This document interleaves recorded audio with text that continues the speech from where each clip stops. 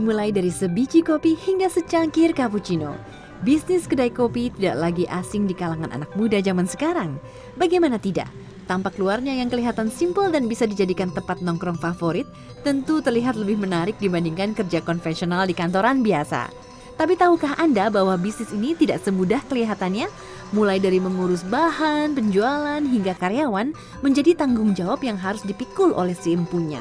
Kali ini, bisnis anak muda akan menelusuri hiruk-pikuk dan suksesnya berbisnis kedai kopi di Denpasar, Bali.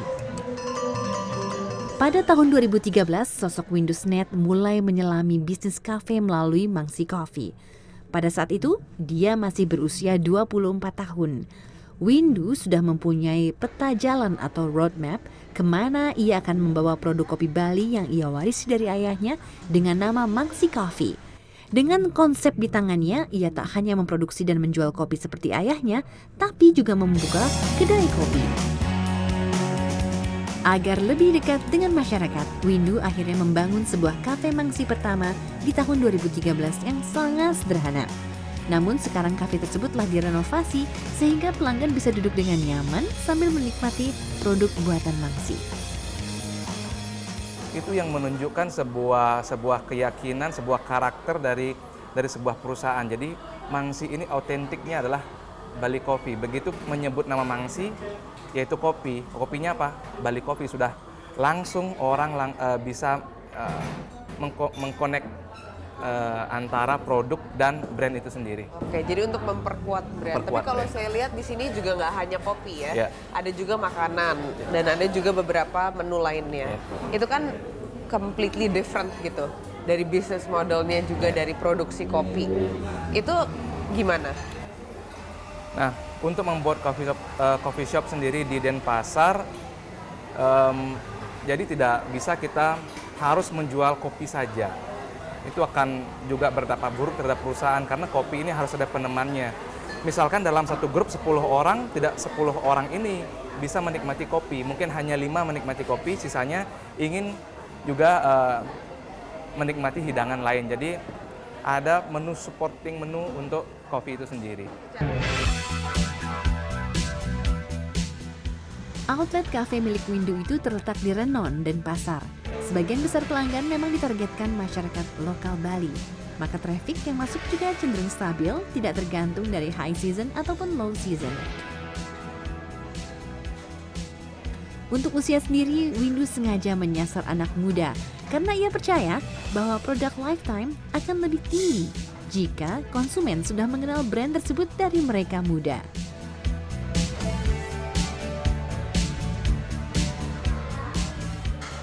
Untuk umur, saya menyasar sih memang semudah mungkin saya bisa mendapatkan konsumen.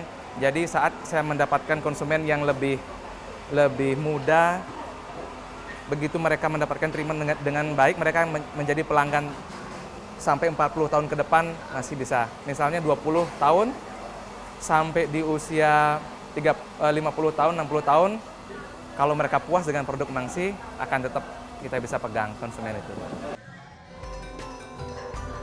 Usahanya berhasil dan berharap bahwa 3 outlet baru yang akan dibuka sampai akhir tahun ini dapat terus meningkatkan pemasukan dan membesarkan brand Mangsi di Pulau Bali. Kalau dari sisi produk, Mangsi tidak akan memperluas produk menjadi kopi Nusantara, tidak akan. Jadi Mangsi tetap dengan kopi Balinya. Namun untuk distribusi produk, ya harapan terbesar Mangsi ya untuk bisa go nasional sebenarnya. Go nasional. Ya. Itu mungkin setelah Bali, mungkin udah ada kota apa yang diincar? Kalau untuk produk sendiri, untuk tahun ini Mangsi bekerja sama dengan 320 outlet Indomaret di seluruh Bali. Kalau misalnya sudah mencapai target di Bali, Indomaret akan membawa produk ini menjadi produk nasional. Akan akhirnya produk nasional. Kalau untuk Mangsi Coffee Cafe-nya sendiri ini?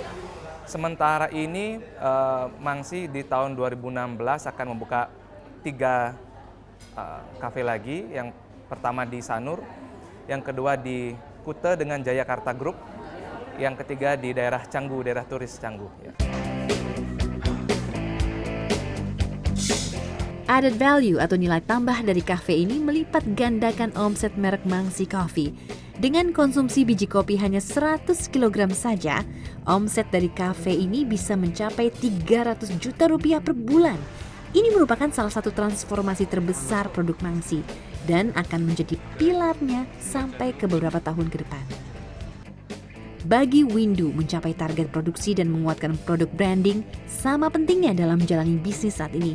Karena di zaman yang serba cepat dan penuh informasi, tanpa branding yang kuat akan sulit menerobos pasar. Dan itu terbukti karena bagi sejumlah pelanggan, dengan harga yang terjangkau, produk Mangsi pantas untuk dicoba. Gimana ya bedanya, ini deket dari rumahnya aku, terus asiknya itu ya nyaman aja tempatnya, gitu doang. Kalau makanannya harganya juga cocok? Harganya juga terjangkau, nggak terlalu mahal. Buat anak kuliah juga nggak terlalu mahal. Penasaran Bang sih, itu ada kafenya di mana, di Renon tuh. Coba, ya udah coba akhirnya di sini ternyata emang ya enak.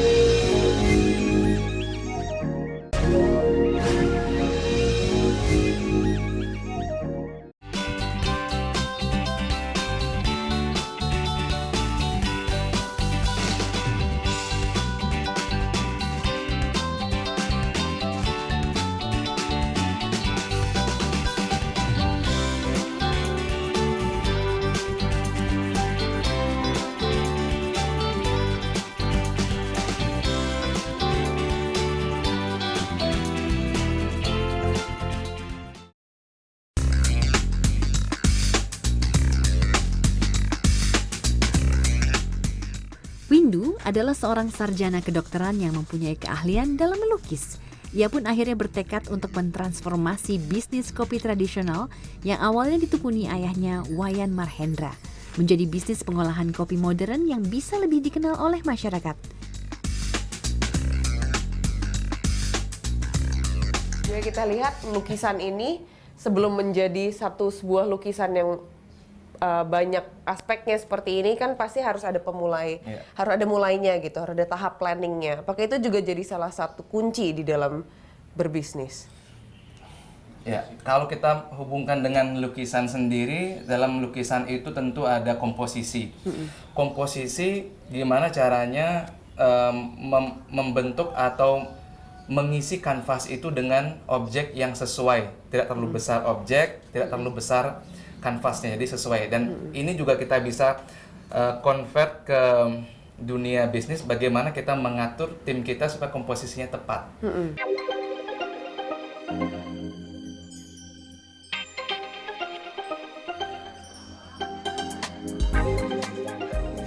Seni yang diekspresikan oleh Windu sekarang memang berbeda dari lukisan yang dibuatnya di atas kanvas saat masih kecil dulu. Palet Windu saat ini merupakan beragam sifat dan karakter manusia yang harus ia hadapi setiap hari untuk memastikan seluruh sistem yang sudah dibuatnya dijalankan dengan baik. Sehari-hari Windu memiliki berbagai tanggung jawab, tak hanya di kedai kopi, tapi juga produksi dan distribusi kopi bernama Mangsi Coffee, mulai dari memastikan pasokan biji kopi sesuai dengan standar kopi Mangsi. Windu pun bekerja sama dengan beberapa petani kopi yang kini memasok 3,5 ton biji kopi untuk perusahaannya setiap bulan. Nah, ini kita sekarang di perkebunan kopi di Desa Blantih, Kintamani. Jadi di kebun kopi ini tanamannya ada 2. Jadi tumpang sari, ada taman jeruk, ada kopi. Jadi Kintamani ini khas perkebunan kopinya dengan tumpang sari antara jeruk dan kopi. Oke. Ya, di depan kita ini sekarang pohon kopi Arabica. Contoh, oke. Ya. Ini lagi musim panen nggak nih sekarang? Kalau sekarang di bulan November ini sudah selesai musim panennya. Musim panen biasanya di bulan Juli dan Agustus, panen raya. Tapi masih bisa kelihatan. Masih ada beberapa, ya. Mungkin bisa diambil yang udah bisa dipetik. Kalau Ini ada biji merah yang sudah siap untuk dipetik. Ini mungkin sisa panen kemarin. Oke. Yang hijau juga masih ada. Oke. Jadi ini yang udah bisa dipetik. Ya. Dan ini yang belum ya. Yang belum. Oke. Biasanya hijau, setelah hijau warnanya berubah menjadi kuning dan yang paling matang nanti yang siap untuk dipanen adalah warna merah. Windu tidak bisa sembarangan dalam memilah-milih sumber kopinya, karena sumber dan cara memproses kopi di hulu akan mempengaruhi rasa kopi di hilir. Kondisi geografis Kintamani adalah alasan kenapa perkebunan kopi bisa berkembang di Bali. Karena berada di dataran tinggi dengan cuaca yang lebih dingin, maka cocok untuk menanam benih kopi Arabica. Menurut Windu, ada perubahan tren dalam konsumsi kopi.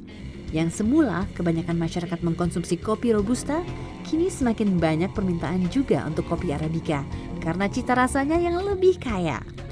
Kopi Arabica bisa memberikan sensasi rasa buah-buahan dalam biji kopinya. Berbeda dengan Robusta yang lebih ke arah coklat. Secara kesehatan pun Arabica lebih aman dikonsumsi oleh orang-orang yang mempunyai masalah dengan lambung karena kadar kafeinnya yang lebih rendah. Tantangan pertama dalam proses pengolahan kopi adalah bergesernya minat petani di Kintamani dari kopi ke tanaman jeruk. Para petani menganggap menanam jeruk bisa menghasilkan pemasukan yang lebih banyak. Kedua, tentu saja faktor perubahan iklim yang terus menghantui para petani.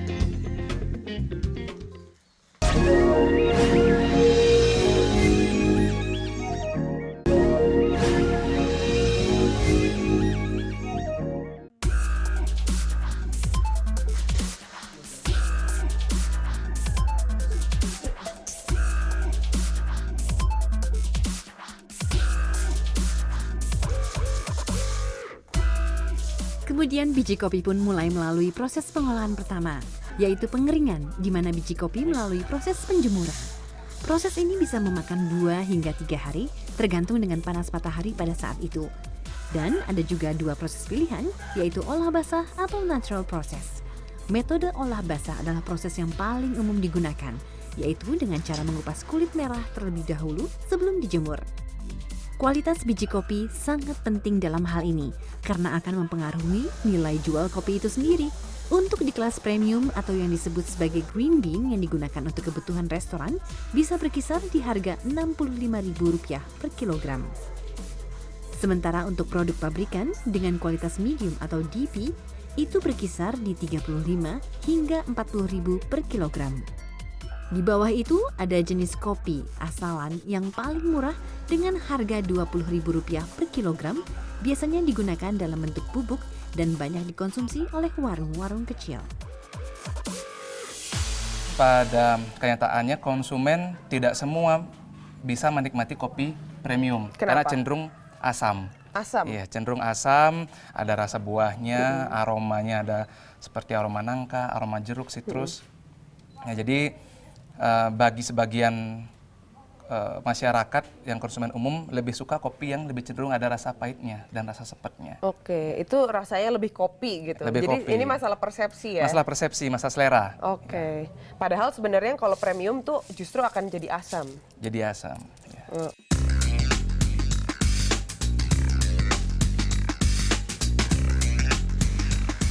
Setelah proses ini selesai, proses pengupasan kulit pun dilakukan untuk mendapatkan berat bersih dari biji kopi tersebut. Kemudian dari situ biji kopi pun siap untuk dikirim ke tempat produksi mangsi untuk diolah ke proses selanjutnya. Proses ini dinamakan proses roasting, di mana biji kopi dipanggang hingga berwarna kecoklatan dan menimbulkan aroma kopi yang begitu wangi dan sedap. Salah satu rahasia wangsi juga berada di sini, karena dengan pasnya waktu pemanggangan, keseimbangan antara rasa dari biji kopi itu sendiri dan aroma pahit yang dihasilkan sangat penting untuk cita rasanya. Proses ini dikerjakan sendiri oleh Mangsi Coffee. Saat ini ada 20 karyawan produksi Mangsi yang mengerjakan dari proses roasting hingga packaging untuk beberapa produknya. Sementara untuk packaging beberapa produk Mangsi, kini sudah diberikan kepada perusahaan packaging untuk dipaketkan dalam jumlah yang besar. Dengan konsumsi biji kopi sebanyak 3,5 ton per bulan, mayoritas digunakan untuk produk pabrikan Mangsi. Setiap bulannya, perusahaan ini menghasilkan kurang lebih 30.000 paket kopi dengan harga paling populer di kisaran Rp15.000 per paket. Dengan begitu, omset produk pabrikan Mangsi menghasilkan kurang lebih 300 hingga 350 juta per bulan. Salah satu cara mendongkrak omset produksi kopinya adalah dengan memperkuat branding Mangsi yang mempromosikan kopi khas Bali. Menurut Windu, sampai sekarang belum ada pedagang kopi di Bali yang berani menggunakan itu sebagai tagline brand mereka. Itulah yang digunakan Windu sebagai titik perbedaan antara Mangsi dengan brand-brand lainnya.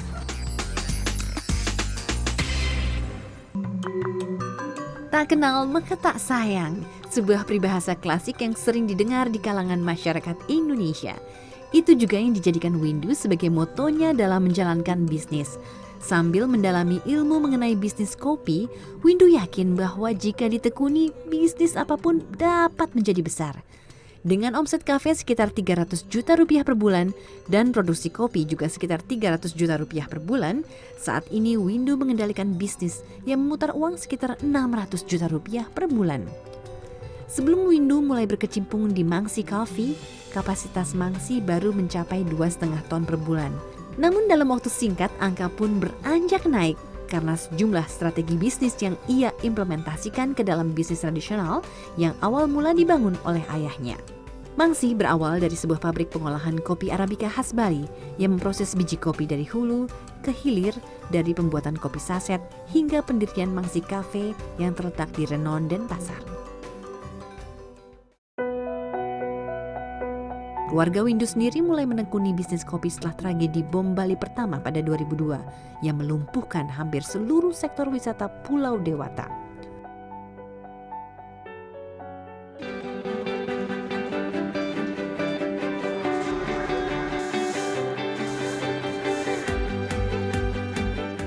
Ayah Windu adalah seorang pemandu wisata bernama Wayan Marhendra.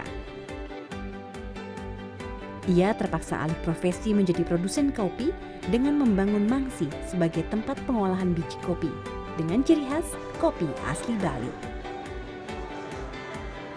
Sebagai mantan pemandu wisata, Wayan pun mempunyai jalur khusus ke hotel-hotel yang dijadikan jalur distribusi awal produk kopi Mangsi.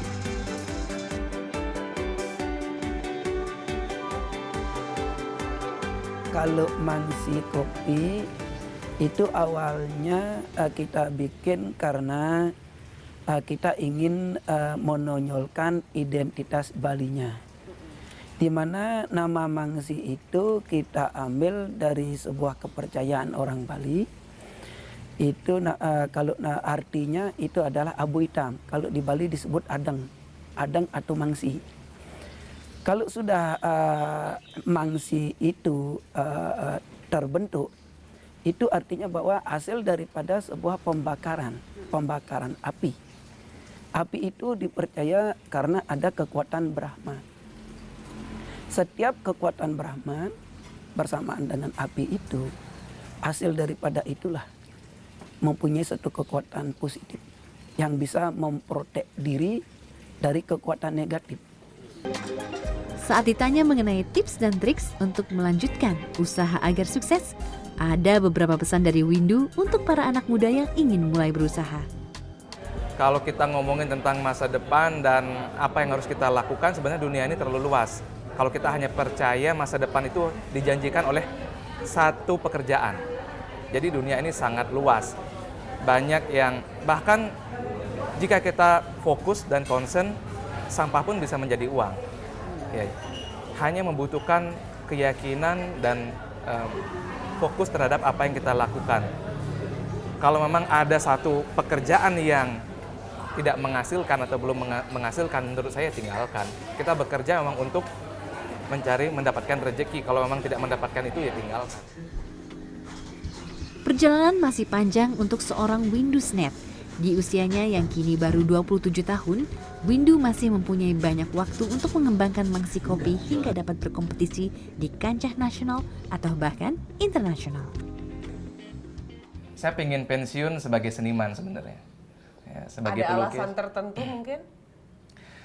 Ya karena saya sudah merasa seni itu menjadi 85% mungkin hidup saya adalah seni. Ya. Jadi bisnis ini juga sebagai jembatan. Kalau saya juga melukis setiap hari pasti ada rasa jenuh. Jadi sembari berbisnis juga ada seni-seni terapan yang saya bisa lakukan dalam bisnis, yaitu seni untuk meracik saus, seni dalam meracik kopi, seni untuk mempresentasikan. Jadi nggak monoton, nggak selalu harus ya. Berbeda, ekspresinya berbeda. Dan yang pasti itu seni memimpin perusahaan itu yang paling menantang buat saya sebenarnya. Kopi Mangsi ibarat jalan hidup dan impian yang diwujudkan Windu Senet. Tidak mudah membangun kembali bisnis rintisan orang tua 10 tahun silam yang sudah stagnan. Pengetahuan dan riset seorang Windu dapat menciptakan kebaruan. Kebaruan yang mendongkrak omset dan berkah.